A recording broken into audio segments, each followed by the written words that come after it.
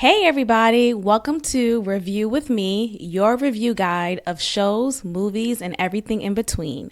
Be sure to click the like button, hit that notification bell, and subscribe to the channel. Now, let's get on with this review. Hello, hello. Welcome back to another review. I am your host, Maxine, and we are reviewing King's Court Season 1, Episode 2. Let's jump into it. So, we get to our first scene. Okay? And we're all in the kitchen. Everyone's coming down, breakfast time. Dr. Shawana here is being kind of verbally attacked in a playful, but at this point is getting annoying way from Thaddeus, okay? Thaddeus says Dr. Shawana gave him a little church hug, a little side hug like that. And she's trying to understand, well, nigga, what do you want? What do you want from me? Okay, first you calling me aggressive, and then you say I dominate too much, or whatever the case is, but you keep saying aggressive. So I'm gonna give you something slight. I'm gonna give you a little light hug. So he used the term bully in this exchange here. He says, yeah, with Dr. Shawana, she gonna bully her way in. She's like, I'm not a bully. I'm not a bully. Then we see in Dr. Shawana's confessional that she is actually really offended and hurt by the term aggressive being used consistently to describe her. Because, with the context of aggressive and Black women, it has a negative connotation. As Black women, we're not allowed in society to really feel a full range of our emotions without being called aggressive or combative or hostile, while our white counterparts could feel all their emotions and then we give them the grace and the space to do so. So, look, I'm typically not big on, well, as a Black woman, I don't really do all that because sometimes, nah, bitch, you are aggressive. Okay. I've met a lot of aggressive Black women to this day. But Dr. Shawana is not. Dr. Shawana is not. And I think her approach towards Thaddeus, how she came up to him initially from day one, she was very assertive. And it's not in a bad way. It's just not in an aggressive way, right? It's assertive. I'm going to go after what I want. I'm going to go after this man and make him notice me or make him keep me here because I'm interested in him. So I think that's the difference here. But not once has she shown just hostile language, behavior, anything of that sort. But that is being who he is. I don't want to give him that stereotype of being a stupid jock. But sometimes when you're that strong or that hefty of a man, you don't have much in here. That's my opinion. Sometimes when you're that strong of a man, when you have all of these muscles, there's not much up here. There's not much. So I don't think he even recognizes the connotation of aggressive towards Black women. I don't think he's even aware of that. I don't think he's even aware of how much he's used it to describe Dr. Shawana and how that could be offensive towards her. Right. And I think, and generally, I don't think any woman wants to be called aggressive by a man whom she is romantically interested. Like, I don't think that's an adjective I'm seeking, right? So we get to this scene here. Our host lets us know that we'll be joined with a whole new batch of new women. And as we get to know these new women, they're going to participate in this like love and basketball type of activity, which is pretty fun. So we get to see their athletic side and they're just jumping through the hoops, okay? So let's jump right into this scene here. So these are the new women. I don't know all their names by heart, but this is Edelweiss and a few others. Okay. But yes, we do see another white woman. Someone came to replace Jenny. Someone came to avenge Jenny. So shout out to this white woman here. I'm sorry I forgot your name. And we have Sarah, because it spells Sara, but it's not Sarah. It's Sarah or Sarah. No, it's Sarah. It's Sarah. Okay. Anyway, so these are the new women. So they're getting into this game, and it's pretty fun. I think it's a cute way to introduce this group of women. A lot of them pretty much suck at this activity, but they're having fun, and that's fun. So we learned from this. I forget her name. I should have wrote this down. My bad, you guys. But anyway, this woman here talked about how she's been engaged 5 times. That alone, I don't know why women think this is a flex. I don't know why women think, let me do my Dr. Umar. I don't know why women think this is a flex. I don't know why this is not a flex. Y'all didn't make it to marriage. Every single time. Dr. Cheyenne Bryant stayed talking about how she been engaged 3 times. Okay, you never made it though. You never made it past that line though. So what are you flexing about? Anyway, this woman here talking about how she's been engaged 5 times and she know for sure she could get it again. And I'm like, how do I get to one? Bitch, how do I get to one? How are these women getting engaged more than once, back to back, and they don't make it to marriage? But you have women like me, women like myself, I'm still trying to get to one. Anyway, so that was a joke. It's a joke. Don't get offended, anyone. Okay, so we see first of all, Thaddeus and his aggressive, talk about aggressive. He's aggressive. Imagine seeing this at night. And this is I love men, right? I love men. I love strong men. I love a bulky man. I love a full force man. I love a masculine facing man, right? So I love a big nose. I love big ears. I love that. But this right here, you lay off of the word aggressive when you talk about Dr. Shawana. Okay, Thaddeus?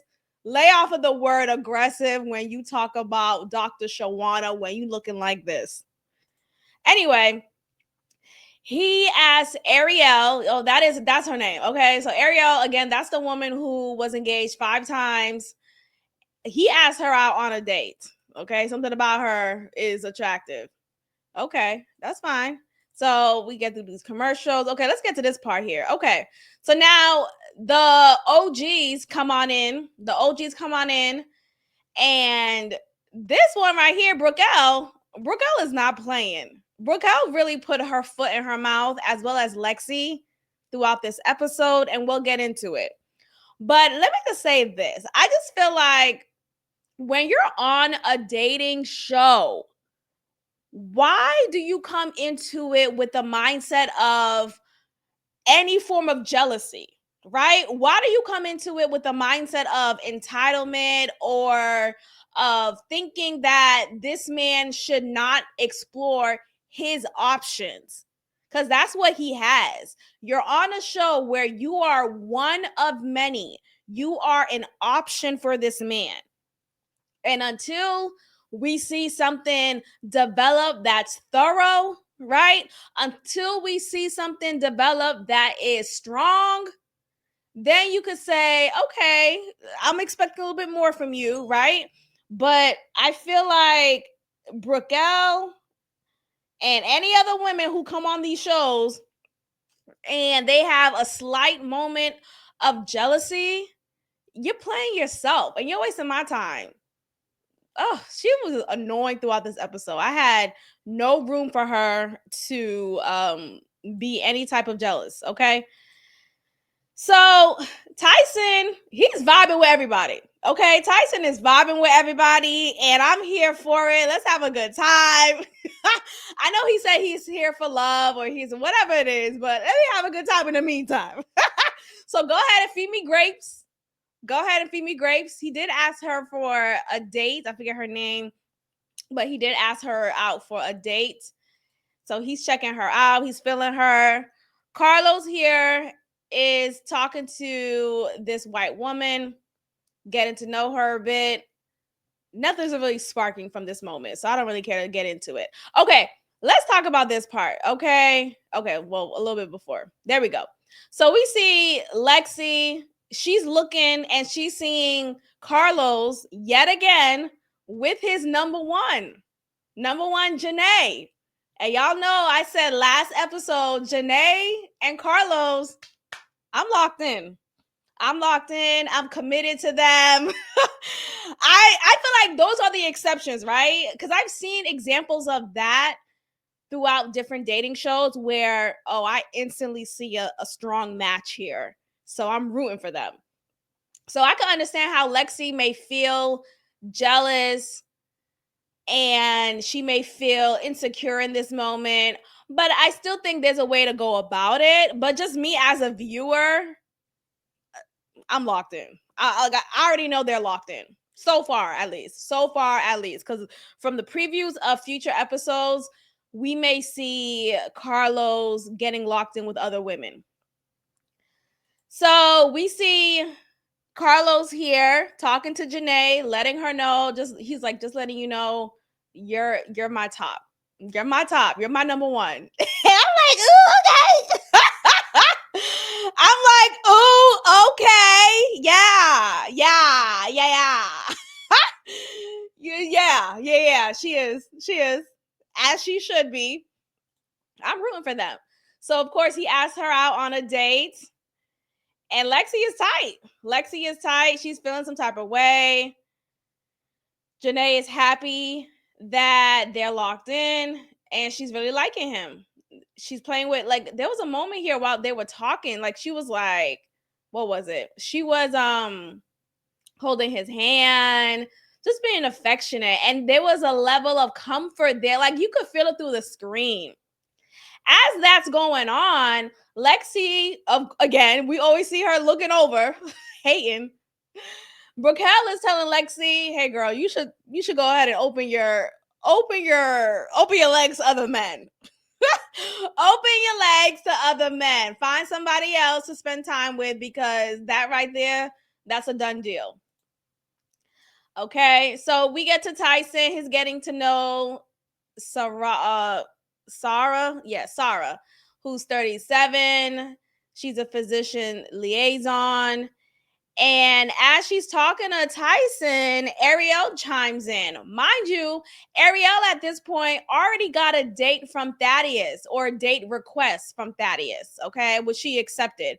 So my understanding is, I don't know, I just feel like, why is Ariel playing the field? Like, what's going on? But whatever, hey, play the game, play the show. Let's see how this goes.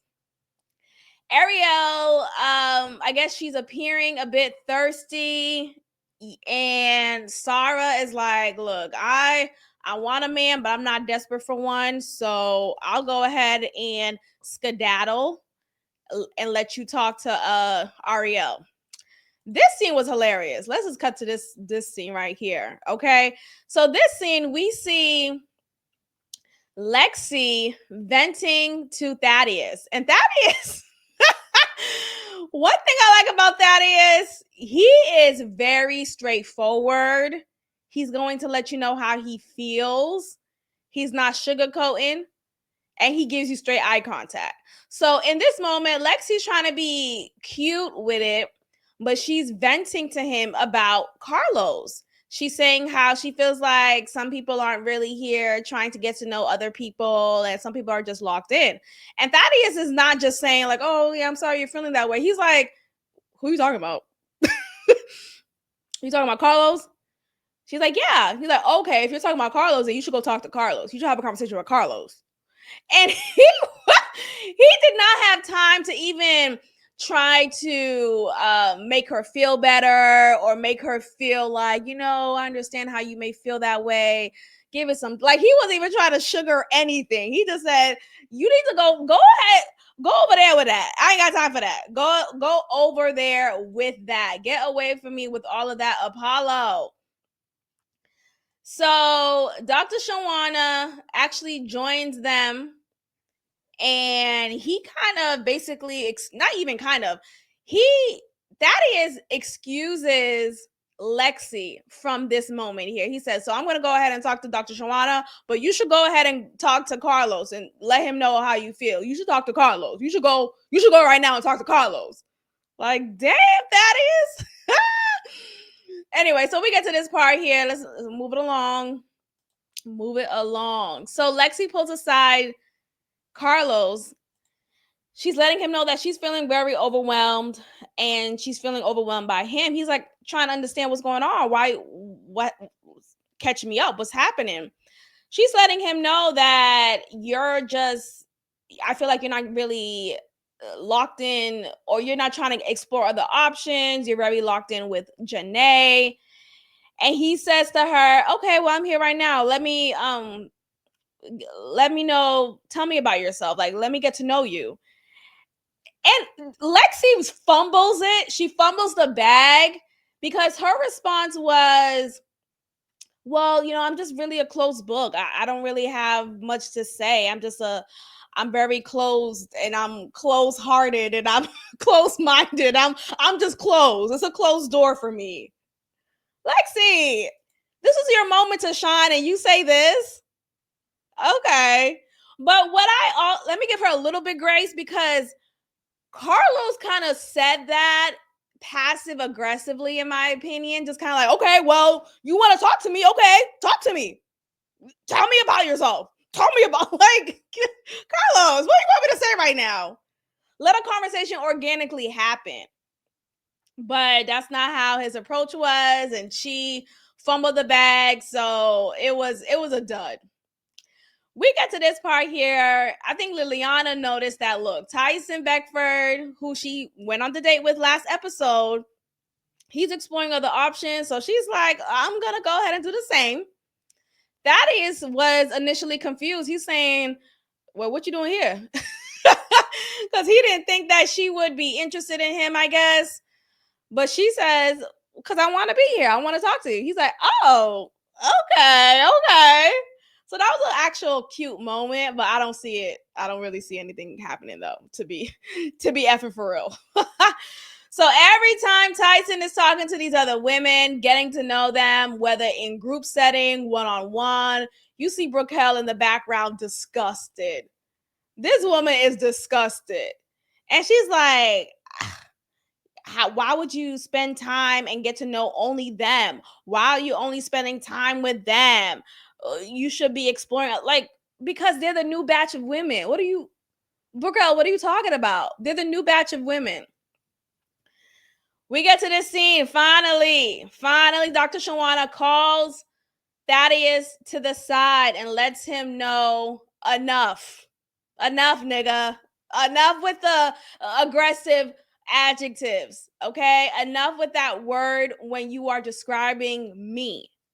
She lets him know the context behind it, and how her being a Black woman in the workforce, it is difficult to navigate sometimes because she has to be a certain way. And when the word aggressive is used to describe her, it does her a disservice amongst that world, right? So what I really appreciate from this conversation was Thaddeus was so receptive. He not even just made eye contact. First, you see how he's wearing his sunglasses here. He took off his sunglasses, made strong eye contact with her, really paid attention, and sat there uninterrupted. Like, he did not interrupt her at all. He listened. He was empathetic. He even cried. Just like a little tear, like, I'm so sorry. So he apologized. That's basically what I'm saying. He apologized, okay? He apologized profusely. He apologized genuinely. He was teary-eyed. I think a tear even fell. So from what I'm sensing from Thaddeus, he's a very genuine person. He does not mean any harm. He does not mean to offend. And he truly cares about your feelings, like truly, like if he cares about you, I feel like at the very least. So he was really hurt that he hurt her and he did not mean to do so. So he apologized and he said he will never do that. And I'm like, okay, shit, okay. I forgive you. I forgive you, Thaddeus. Okay. So that was a beautiful moment. Shout out to him. Tyson Beckford here is just having the time of his life. He's having the time of his life. So we get to this little part here. Lexi apparently was doing some Googling. She was doing some Googling. Look at Carlos. Anyway, let me get to this I want to get to that little image. Lexi was doing some Googling, okay? And as she was Googling, she was learning about Carlos's past marriages and how he apparently was unfaithful throughout his marriage and it was a repeated pattern. So she's wondering, is this something that, not even wondering, she wasn't even questioning like, oh, is this something that he is struggling with or did he grow out of it? She made a strong statement saying, if this is a pattern of his, or since this is a pattern of his based on his past marriages, then that's a character thing. That there's nothing else that I could deduce from this, but saying that this is just who he is and he's just a cheetah and he's a cheetah pumpkin eater and yada yada yada. So she's just going off. And as she's saying that, Janae's in the background. And of course, we know Janae is Carlos's number one. So Janae's in the background, and Janae felt like Lexi was saying that to make Janae feel insecure about her position with Carlos.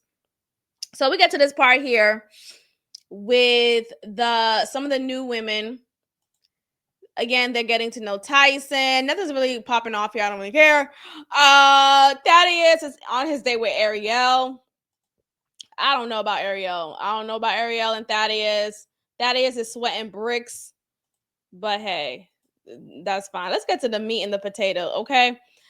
So we get to Janae and Carlos. Janae and Carlos. So Janae pulls aside Carlos to talk to him about what she heard from Lexi. But Janae's approach was very an approach of understanding. I want to understand. I'm curious. Please make me understand what happened in your previous marriages, right? So Carlos gave his story. He said, look, I was young when I got married and it happened instantly and it lasted for a few years, but I was just immature and yes, I did cheat and all these things. So he's saying that he learned from his past mistakes. He sought the appropriate support that he needed to no longer repeat those mistakes, and he's in a better place. And it was a very understanding, non-judgmental conversation. But Carlos was thinking like, oh, dang, Lexi is going around talking crap about me. I don't like that. But what he did like from this moment was Janae was just very receptive and kind towards him in this moment. And it was a good time. It was a good conversation, good clarification, all of that. So we get to the mixer. And of course, the mixer consists of the women whom are on the chopping block. So we see Broquel, we see Liliana, Lexi's in the background, and this woman here whose name I don't remember. My bad. Carlos actually pulls aside Lexi to talk to her about her. Like, why are you going around talking about me when you could have just come up to me and asked me about my past? It was a bit contentious moment, I would say, because Lexi was trying to cut him off. He's like, hold on, hold on. Hold on, I'll let you finish. It didn't go well. It didn't go well at all, to the point when she actually walks out because she knows that he's going to eliminate her. And I say that because towards the end of their little one-on-one during this mixer, Carlos says, look, I think you're a great woman, or whatever he said. But he said, but you're just basically he said, you're a good woman, but you're not good for me. Okay, you think you're good, but you're not good for me. Okay, so basically he told her already, which I felt like he could have kept that in the tuck and eliminated her properly at the table, but it was an organic conversation. He was done with her. He was super offended. He already wasn't really feeling her like that in comparison to Janae. So for her to do this on top of that, she just dug herself a hole. Brickell at this time is still offended that Tyson Beckford is daring to talk to all the other women. She's offended that she's here at this mixer. She's like, "Why am I here?" He's like, "Oh, it's a mixer, but why am I here? Why am I here?" Brickell, because you're here. Like, girl, you think you're too good to be in a mixer, possibly getting eliminated? How about you look at yourself and see, how can I improve? So she actually skedaddles.